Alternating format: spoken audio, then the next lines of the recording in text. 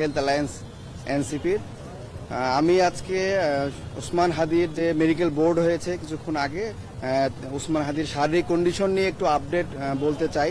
যে তার যে শারীরিক পরিস্থিতি সেটা আশঙ্কাজনক যেরকম ছিল সেটা অপরিবর্তিত রয়েছে, এবং তার যে ব্রেইনে ইনজুরি ছিল আমরা ঢাকা মেডিকেল কলেজে অপারেশন করেছিলাম, এবং আজকে সকালে তার রিপিট সিটি স্ক্যান হয়েছে, এবং সিটি স্ক্যানে আমরা দেখেছি যে তার ব্রেইনের যে কন্ডিশনটা সেটা অপরিবর্তিত রয়েছে, এবং সেই পরিস্থিতিতে যে ব্রেইনের স্টেমে যে ইনজুরিটা ছিল সেটা মারাত্মকভাবে ক্ষতিগ্রস্ত হয়েছে, এবং ব্রেইনে ইস্কেমিয়া আমরা দেখেছি যে অক্সিজেন স্বল্পতা যেটা আমরা লক্ষ্য করেছিলাম সেটা আরও প্রমিনেন্ট হয়েছে, এবং ব্রেইনের যে বিভিন্ন জায়গাতে তার ম্যাসিভ ব্লাড ট্রান্সফিউশনের জন্য 6 ব্যাগ ব্লাড এবং 5 ব্যাগ ফ্রেশ ফ্রোজেন প্লাজমা পেয়েছে। সেটার ইফেক্টে ডিসেমিনেটেড ইন্টারভাস্কুলার যে কোয়াগুলেশন হয়েছিল ব্রেনের পাশাপাশি তার কিডনি অপারেশনের মধ্যে এবং অপারেশনের আগে খুব ফাংশনিং ছিল না, সেটা ফিরে এসেছে, এবং সেটার ইউরিন আউটপুট এখনও কন্টিনিউ আছে, এবং 4 লিটার ইউরিন আউটপুট সেই হিসেবে ফ্লুইড ব্যালেন্স থেকে শুরু করে তার নর্মাল কিডনি ফাংশনিং চলছে, এবং লাইফ সাপোর্টে তার ফুসফুসের যে কন্ডিশন ছিল সেটা অপরিবর্তিত রয়েছে। ড্রেনে কিছু কালেকশন থাকার কারণে ড্রেন টিউবটাও অপরিবর্তিতভাবে রাখা হয়েছে, এবং তার যে আদার অর্গানগুলো সেগুলো লাইফ সাপোর্টের মধ্যে দিয়ে কন্টিনিউ করা হচ্ছে।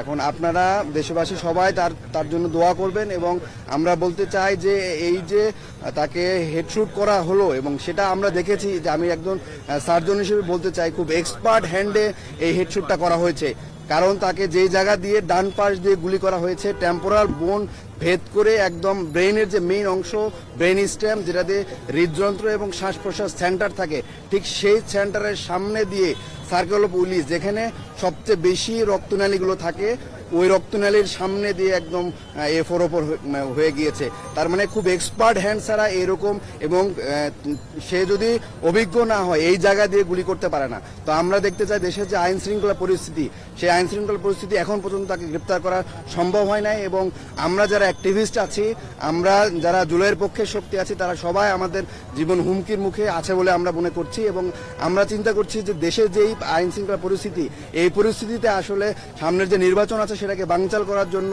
বিভিন্ন পক্ষ এখানে জড়িত আছে।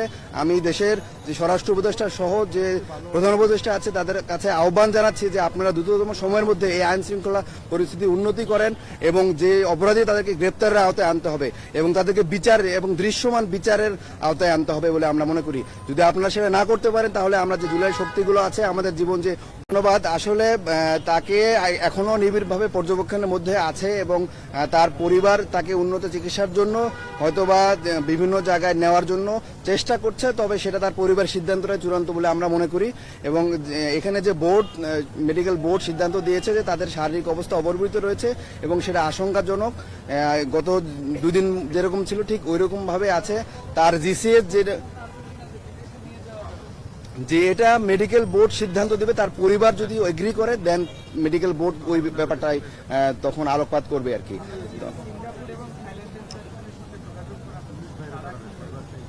জি, তার সিঙ্গাপুর এবং থাইল্যান্ডের যে হসপিটালগুলোতে তাকে কেস সামারি তার পরিবার পাঠিয়েছে, এবং ওই হসপিটালের সাথে হয়তো কথা বলে হসপিটাল অ্যাকসেপ্ট করতে পারে, তার পরিবার সিদ্ধান্ত নেবে তখন যে আসলে কোন হসপিটালে তাকে নেওয়া যেতে পারে। তবে এটা তার পরিবারের সিদ্ধান্তটা চূড়ান্ত বলে আমরা মনে করি। ওই হসপিটালে এখনো ওইভাবে রেসপন্স করা নাই, কেস সামারি অ্যানালাইসিস ওরা হয়তো করছে, তার পরিবার অফিসিয়ালি তাকে বাইরে নেওয়ার ব্যাপারে সিদ্ধান্ত দিবে। আমরা তার পরিবারের কথার জন্য আমরা অপেক্ষা করে থাকবো বলে আমরা মনে করি। জি, হাদি ভাইয়ের বুলেটটা রাইট সাইড দিয়ে ঢুকে গিয়ে বাম সাইড দিয়ে বের হয়ে গিয়েছে টেম্পোরাল রিজন দিয়ে। বুলেটের ফ্রেগমেন্ট আমরা একটা কাভার শেল সেটা পেয়েছি অপারেশনের সময়, এবং একটা অংশ তার ব্রেইন স্টেমের মধ্যে রয়ে গিয়েছে, এবং সেটা খুব বেশি বুলেট ফ্রেগমেন্ট হয়ে একটা অংশ বাইরে গিয়েছে এবং একটা অংশ ব্রেইন স্টেমে রয়ে গেছে, এবং একটা শেল বুলেটের কাভার আমরা অপারেশনের সময় বের করতে পেরেছি।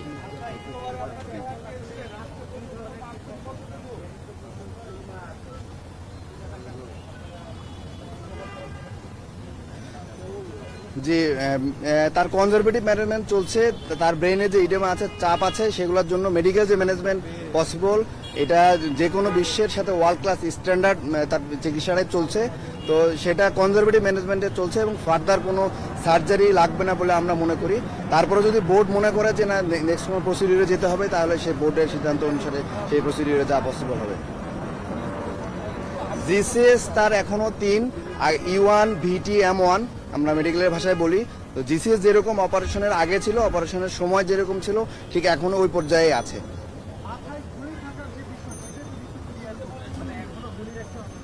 যে মাথায় যে গুলিটা ফ্রেগমেন্ট হয়ে ভাগ হয়ে একটা অংশ বের হয়ে চলে গিয়েছে, আর অল্প ছোট একটা অংশ ব্রেন স্টেমে রয়ে গিয়েছে, এবং একটা গুলির কাভারিং আমরা অপারেশনের সময় বের করতে পেরেছি।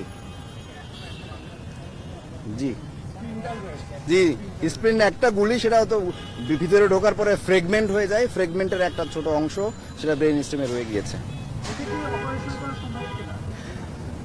আসলে আমরা রিস্ক বেনিফিট চিন্তা করি। যে জায়গায় গুলিটা আটকায় আছে সেটা খুবই ডিপ সিটেড, এবং ওইখানে একদম ব্রেনের যে রক্তনালীগুলো আছে, ঠিক রক্তনালীর সামনে অনেকগুলো রক্তনালী, সেখানে একসাথে সার্কেল অফ উইলিস বলি আমরা, সেখানে আটকায় আছে। তো আমরা মনে করি যে ব্রেনের যে আমরা অপারেশনটা করেছি, মূলত ব্রেনটাকে স্পেস দেওয়ার জন্য অপারেশনটা করেছি। মাথার হাড্ডির যে খুলিটা বাম পাশ, এই বাম পাশের খুলিটা আমরা কেটে ব্রেনকে একটা স্পেস দিয়েছি। এই যে ব্রেনে ইডেমার কারণে সোয়েলিং হচ্ছে, ব্রেন তো একটা শক্ত কাভারিং বোনের মধ্যে ফিক্স থাকে, যদি স্পেস না পায় তখন ব্রেনের বিভিন্ন অন্যান্য অঙ্গগুলোকে চাপ দেয়। ওই স্পেস ক্রিয়েট করার জন্য মূলত বাম পাশের হাড্ডিটাকে খুলে দেওয়া হয়েছে, একটা স্পেস ক্রিয়েট হচ্ছে, ব্রেনটা এক্সপ্যান্ড করতে পারছে। আসলে ব্রেনের গিয়ে রক্ত বা বুলেট নিয়ে আসার জন্য মূলত অপারেশন করা হয় না, ব্রেনকে স্পেস দেওয়ার জন্য মূলত অপারেশনটা করা হয়েছে।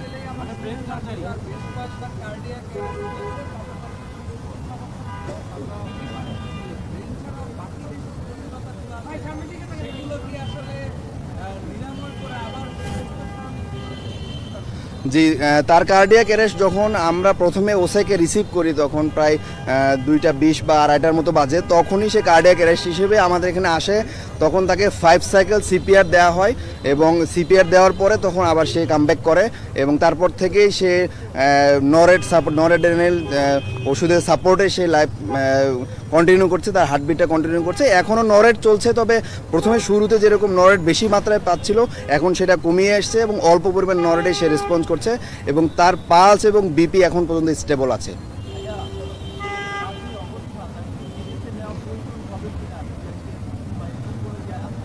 হ্যাঁ, তার পরিবার যদি মনে করে এবং বোর্ড যদি চিন্তা করে তার শারীরিক অবস্থা ফিজিবল, দেন তারা হয়তো মুভ করতে পারে। এটা পরিবারের উপরে আমরা সিদ্ধান্তটা দেই, এবং এই সিদ্ধান্তটা তার পরিবারেই জানাবে বলে আমরা মনে করি। জি, ধন্যবাদ সবাইকে।